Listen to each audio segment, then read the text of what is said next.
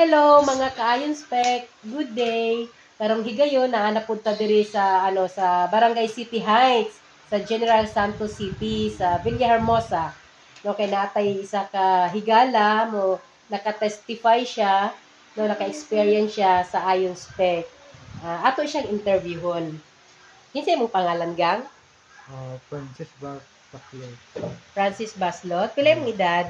46. Okay. Unsay imong gibati sa una katong wala pa ka nakaayon spec?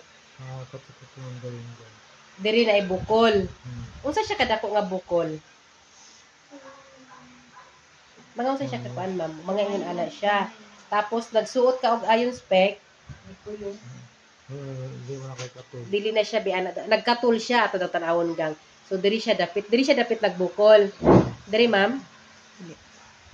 Diri siya dapit nagbukol. Pila ka adlaw niya ma'am gamit ang ayon spec?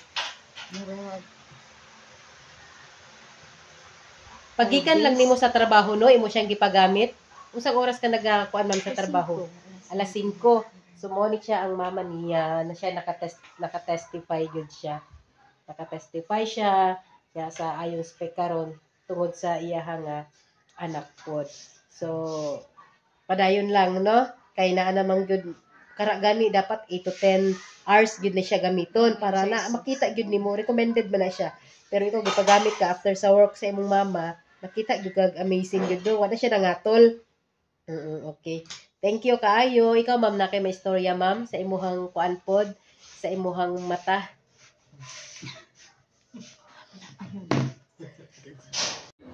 Ingon siyang mama no, nag-seizure daw ni siyang bata. So mapatikdan niya na iyahang mata daw mo as in mo ana daw iyahang mata mo kuan sa taas.